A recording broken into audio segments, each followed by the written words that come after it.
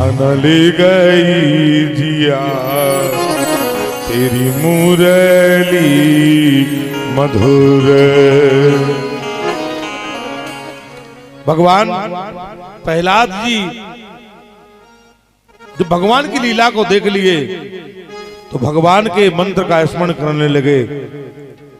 इस बात का जब पता हिरण्यकश्यप को लगाया प्रहलाद को बहुत डांटा फटकारा, प्रहलाद जी को समझाया, प्रहलाद जी नहीं माने तो उन्हें गिर से गिराया, चोटियों में खाइयों में फेंकवाया, समुद्र में फेंकवा दिया।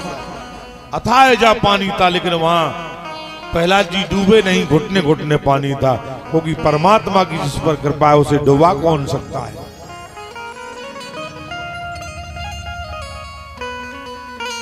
आग उसे जला नहीं सकती, पानी उसे डुबा नहीं सकता, वायु उसे मिटा नहीं सकती।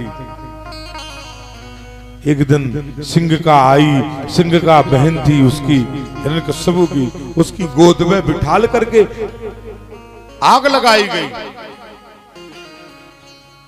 लेकिन फिर भी ना जलने वाली सिंह का, जिसे देवताओं का वरदान था कि आग से वो जलती नहीं थी, ना जलने वाली सिंह का तो जल करके राख हो गई और प्रहलाद जी राख के ढेर में बैठे दिखाई दिए।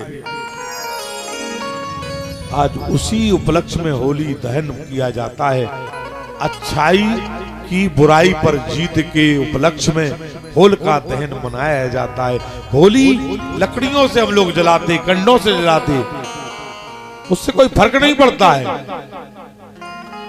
हमें अपने अंदर होली जलाना चाहिए, बुराइयों की होली, अवगुणों की होली। ये कथा हमें ये शिक्षा देती है कि जैसे हम हर साल लकड़ियों की होली होलिका दहन पे जलाते हैं, वैसे कथा में जाकर के अपने अवगुणों की, अपनी बुराइयों की होली जलाएं तो वो सच्चा होलिका दहन होगा। ये कथा यही उपदेश देती है कि हम अपने अंदर की जितनी बुराइयां हैं उन सबको जला करके राख कर दें, और यही होलिका दहन है। अच्छाई की बुराई पर ये जीत होगी। लकड़ियां जलाने से, कंडा जलाने से, होली जलाने से क्या होगा। धीरे धीरे हमने जंगल खत्म कर दिए, पेड़ खत्म कर दिए, जंगल काट काट के आदमी ने जला दिए। हर साल होली के नाम पर कितने जंगलों में लकड़ी, कितने हजार टन लकड़ी गांव गांव में होली जलती है। हर शहर में तो हर चौराहे पर, हर मोहल्ले में होली जलती है। होली के दिन ही हमारे भारत में अरबों खरब टन लकड़ी जला के राख कर दी जाती। यदि देखा जाए होली के दिन ही इतने बड़े जंगल को हम लोग जला देते हैं जिसमें कई शहर बस जाएं, इतनी जगह में वो जंगल हो, इतनी लकड़ियां भारत में गांव गांव में होली में जलाई जाती है। ऐसी होली नहीं जलाना है हमें, लकड़ी की होली न जलाएं। जनों, जंगलों को सुरक्षित रखें, क्योंकि ये हमें विरासत में भगवान से मिले हैं।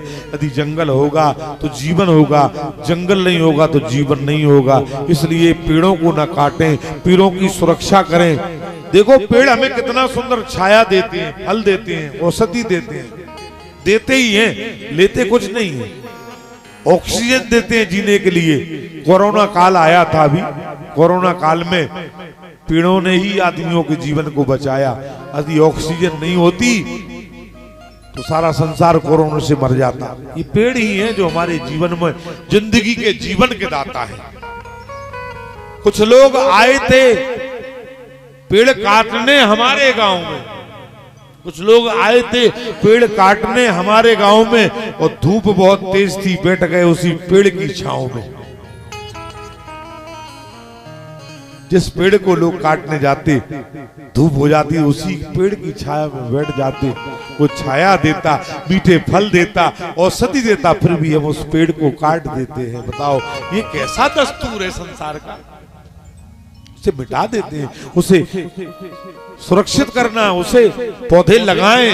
हर आदमी को जीवन में एक पौधा लगाना चाहिए। जिसने एक पौधा लगा लिया समझ लो उसकी जिंदगी धन्य है। चाहे एक पौधा लगा लो, उसे वृक्ष बना दो, पाल पोस के परवरिश करके, चाहे एक भागवत की कथा करा लो। जितना पुण्य भागवत जी की कथा से तुम्हें मिलेगा उतना एक पेड़ के लगाने से भी मिलेगा। कितने पक्षी इसकी छाया में बैठेंगे, इसने पक्षी बसेरा करेंगे, कितने लोगों को वो पेड़ ऑक्सीजन देगा, कितनी कार्बन डाइऑक्साइड के लिए खाएगा, ऑक्सीजन देगा, औषधि देगा, फल देगा। उन फलों से मनुष्य पलेंगे, जीव जंतु, चिड़िया, पक्षी पलेंगे। बहुत पुण्य का काम है पेड़ लगाना। एक दिन हिरण्यकश्यपु ने प्रहलाद को एक खम्भे